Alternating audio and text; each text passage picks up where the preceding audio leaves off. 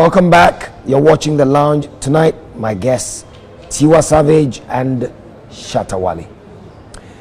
And now, we've been joined by Shatta Wale. So it's Ghana versus Niger, and Niger was on time. Yeah, Niger is always on time. Shatta is not. So you haven't met each other? No, not really. This is your first time? Yeah, it is my first. You sound good. Yeah. You too. Thank you.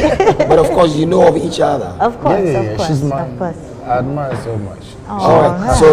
So you guys talk to each other. It's Friday evening. We're shy. Come on, there's like You're cameras shy. everywhere. Yeah, we you need know. to do this behind the scenes. Aren't you used to cameras being there? No, we're used to being on the stage. It's not like that. Yeah, Really? it's Sometimes different. people feel we like, but you know, we shy people. Yes, definitely. You are shy. I'm a I shy accept person. that. Shatta Wale. I'm always shy though. Come on. Really? Yeah, like You you could know, have fooled 100,000 people. I just like the job. You know, it's just that sometimes when I'm myself, different Shatta Wale, different. You know, yeah. So you know her music. Yeah, I love her music. Dance to her music. Yeah, most of her music. Yeah? Yeah. And you as well. Definitely. Right. So, I mean, where's the name from, Shatta Wale? I mean, apparently you're just Mensa. Yeah. Asumwa. Yeah, yeah, Charles Meza. Yeah, I think Shatta Wale really came up when I felt I was, getting matured in the industry, because back in the days I was using bandana. But I felt, to be a man of your own, you need to really look like respective in the society. So I just decided to pick a name that would really make me sell. So that's how come Shatta Wale came up. So how come bandana didn't sell? What about it? Well, I think Bandana didn't really understand the music business. He didn't really get the picture of who a musician was, who a celebrity was, because I just came out from school and, hey, I just got one hit and it was all over, but, I studied a whole lot of stuff and I realized, no, I need to really go back and learn. So Bandana really took me back to learn how to play beats, to really learn how to do show business, to know how to interact with fans, comport myself, know how to get deals in the industry. And I think he taught me a lesson. So when Shatta Wale came, boom. So who came up with the name? Shatta Wale. Shatta Wale was, I think, is a name from God, because one thing I told myself was that I really sat down one day and was like, yo, I'm always a serious person.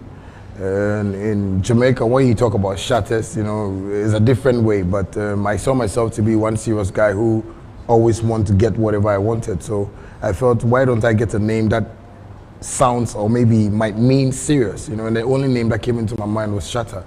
And Wale was an abbreviated word I was using from school, World-Alerted Lyrical Entertainer. But most of my Nigerian folks World-Alerted Lyrical Entertainer, but most of my Nigerian folks think I'm Nigerian though, but I want to be a Nigerian now. You do? Yeah, maybe when I get to a house. You're always welcome. So, and then tell me about the Shatta movement. What's all that about?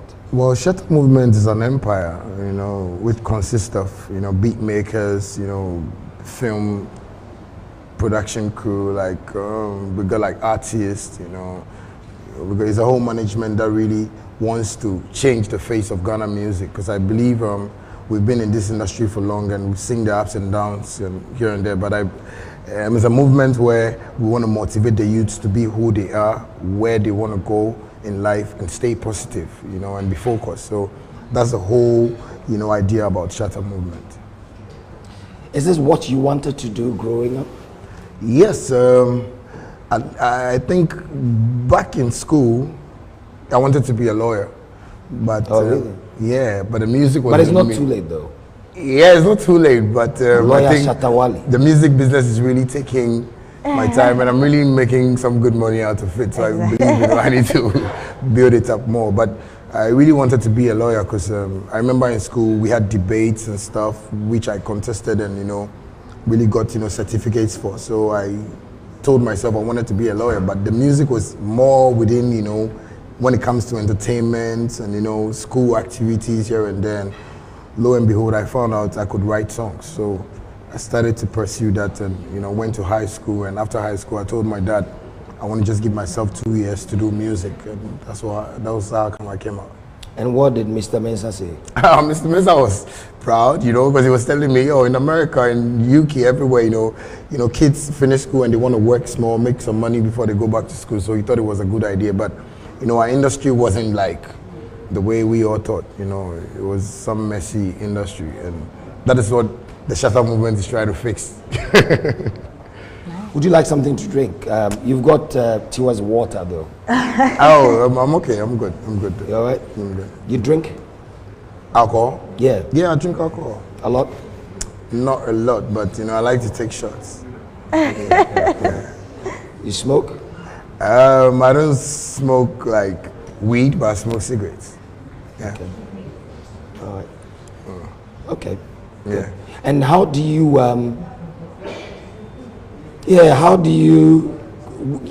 writing music, getting creative, how do you get yourself into the zone? What are there rituals you go through to get into that zone where you create all this fantastic music that so many people just love? How do you come up with this stuff? Well, let me tell you one funny thing. When I was growing up, I really loved like reggae, dancehall. So I thought, it was, the vibration that came out from, the ghetto, because, back in school, every boy would love to smoke weed or something. So, I was doing that, recording, but one day I sat down and I was like, I think I have this special blessing from God that really pushes me to write good music. So why don't I quit smoking weed and be myself? And lo and behold, that's how come Shatta Wale has come to stay now, because I can stand behind the mic right now by God's grace and spit out lyrics without writing. All the songs you hear from 2013 to 2017 are not written songs. Really? Yeah, I just stand behind my mic, play my beats and just voice out. So I feel I have this special, thing from God that really pushes me. Sometimes when I sleep, I have to wake up naked, with something in my brains and go to the studio, because my studio is just close to my bedroom, so that is how come like the song comes, it's just crazy like that. So I don't really get any motivation, like maybe I need to drink small, I need to take some. It's not artificial. Yeah, it's natural, and that's how come, most of the times I tell my friends, when you're smoking and you want to record to go and smoke, maybe you want to get high to go and smoke, you don't have to really do that. You have to really listen to your inner spirit, what your instincts tell you, what God is telling you to do at the moment. And that's how come my music are being like so great. So you can be sane and sober and creative at the same time. Yes, that's what I mean. So what do you sing about? Well, I sing about motivation. What's Kakai about?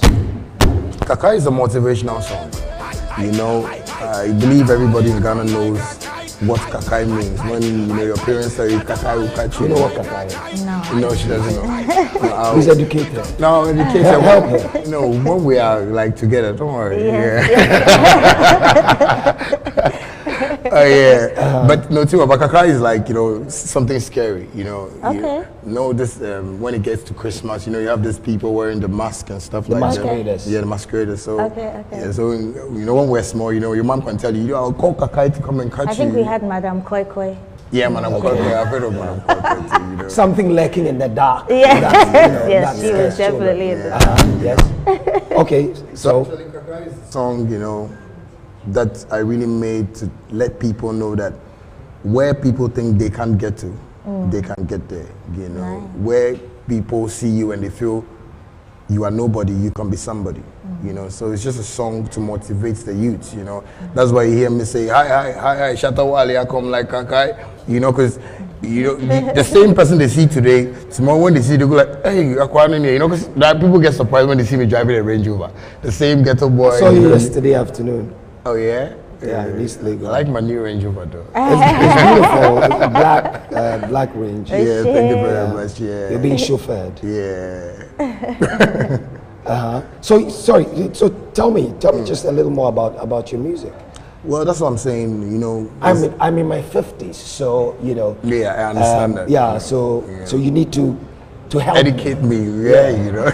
me and your people, your father's age, you know. I know. My dad also asks me the same question sometimes. You know, 'cause he sometimes go like, so why did you write this music like this? And I explain to him, but I feel I've gotten to an age whereby, you know, I need to motivate the youth. You know, I feel I've been somewhere that didn't work for me, and that's how come I do certain songs to tell them, yo, you don't think you can do this to survive. This is what you can do best, so do it. You know, so most of my songs are much about motivations, much about, you know, getting that big spirit in yourself and tell yourself, no, I can walk through this, I can be through this. You know, because people get into situations and they feel, no, God is not alive, God is not helping them. But you know, I do songs for people to feel that no, God is alive. You know, it's just that you have to listen to Him, and He's gonna make your way through. So most of my songs are motivational songs. You know, right. Apart from, you know, some explicit ones that I do for.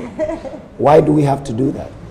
Well, you know, I feel music shouldn't be one way. You know, you don't have to move like you are blind. You know, I see music as a business. You know, like me being a musician, I see myself as a businessman. You know, when I feel, you know, people don't want tomatoes anymore and they want pawpaw this time, I need to supply them in the market. You know, I don't have to be blind, you know, and go like, oh, I still want to sell my tomatoes. So I think that's how come, you know, I just have to just touch every corner of music and make sure, you know, I get my recognition. Sometimes also people question the use of women in the music videos, you know, and feel that we're objectifying women and sort of it's almost abusive in a sense.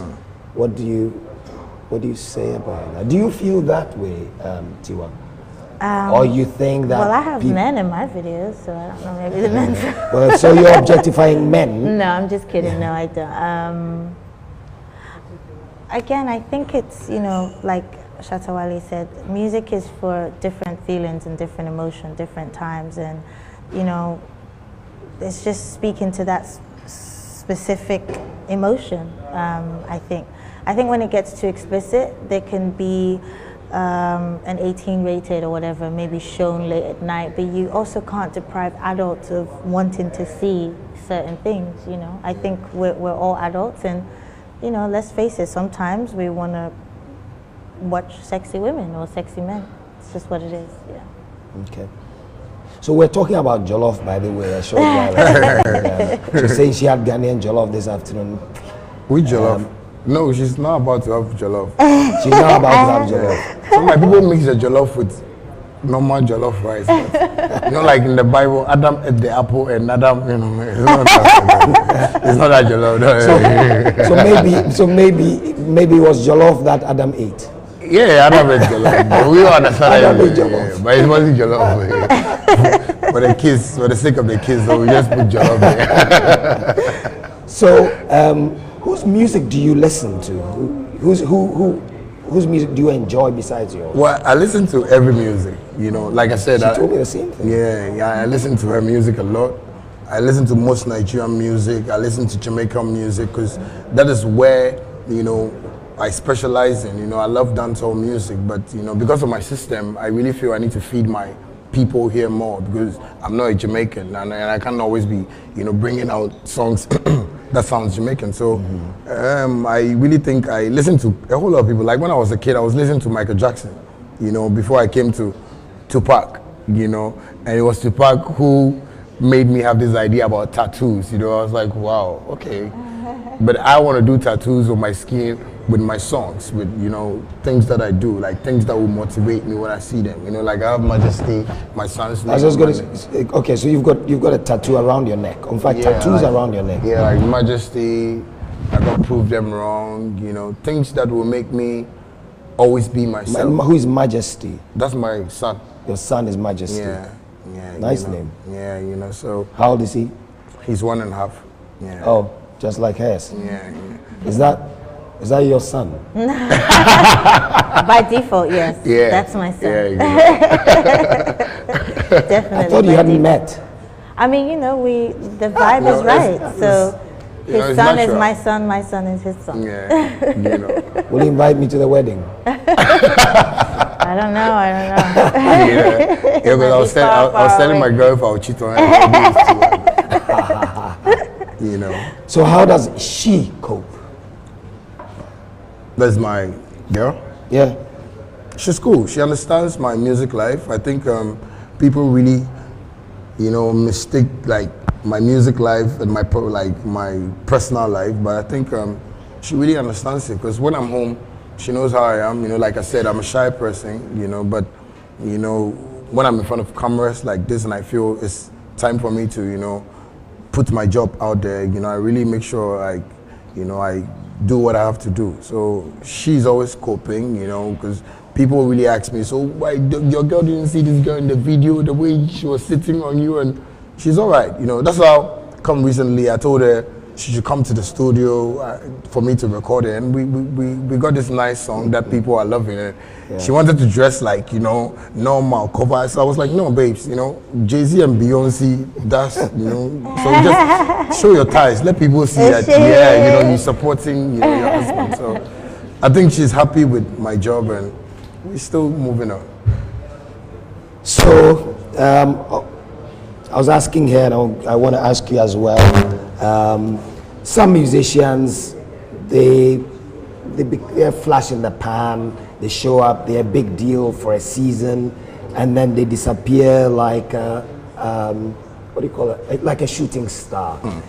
Others, they stay out there in the sky, and you see them every night for decades, for centuries.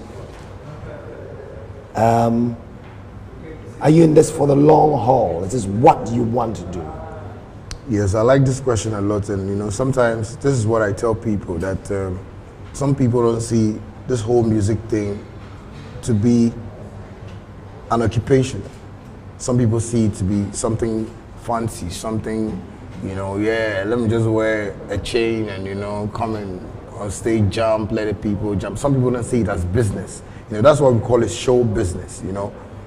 Even though we performing to people, we also think about a business. Like me, for instance, I always sit with my management to argue with them on certain things, you understand me? I believe when you want to really go far with music, you really have to see it as a business. Because from when you don't see it as business, that's where, you know, you come once and you just go back, you know, because I've experienced it before. That's why I said from Bandana days, the picture I saw as a musician, I really didn't learn stuff well. So I had to go back, and that took me like 9 to 10 years to really go back and study how this business is like. That's why now I'm here and I'm making sure that no, this thing has to be right. This thing has to. That's why most of the times people say I'm a local champion. I love it because I get my treatment better here.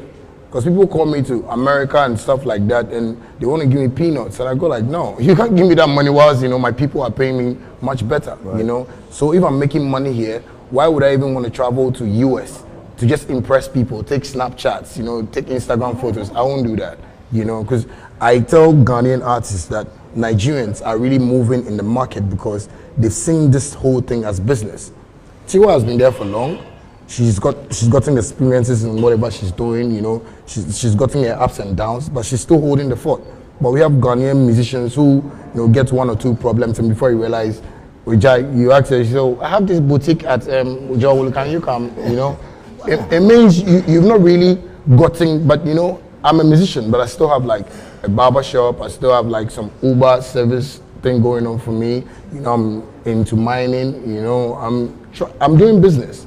You understand? I'm not leaving music to go and for people to feel, say, you know, the music is not coming anymore. You know, I feel.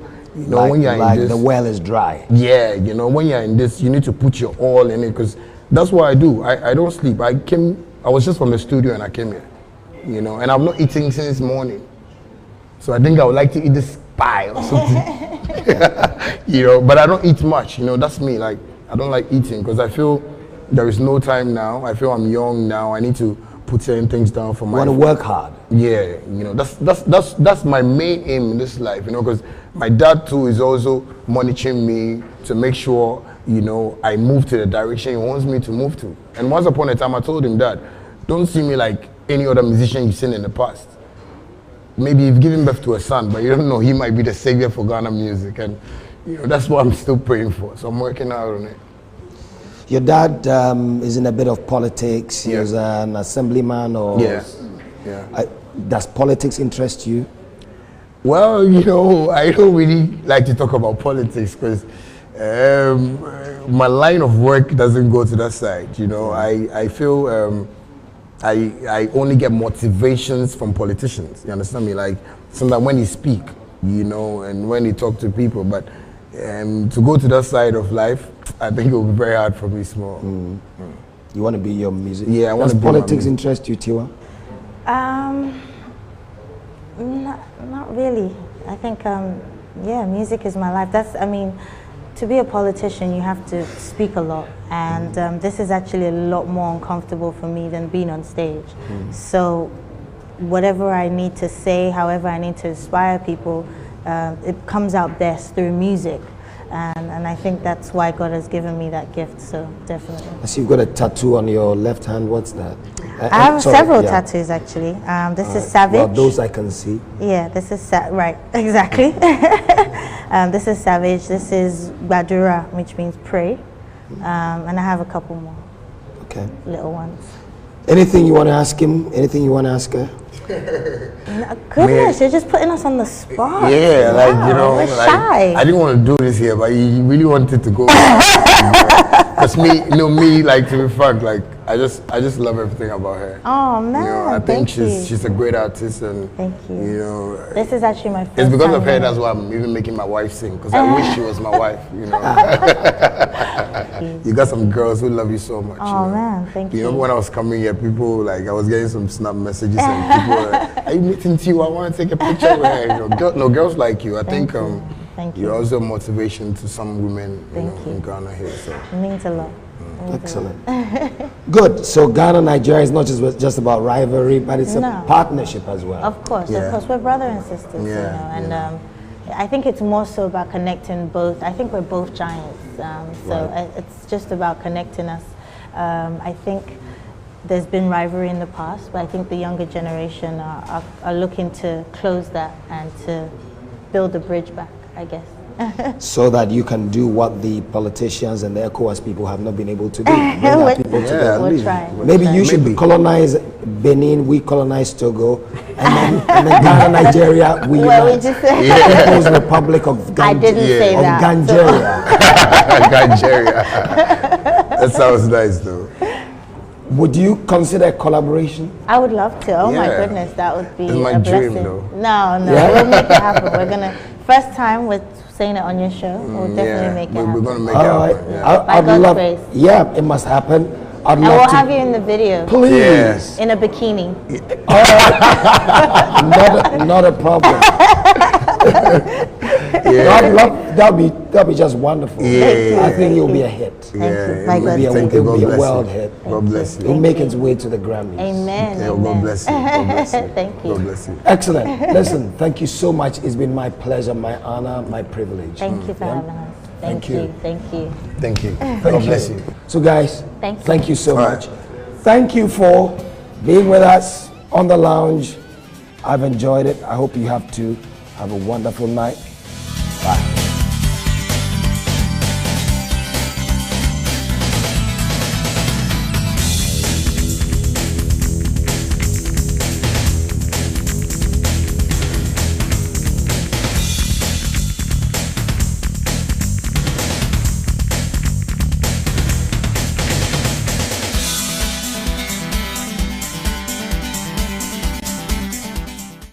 The Lounge, proudly brought to you by Johnny Walker. Keep walking.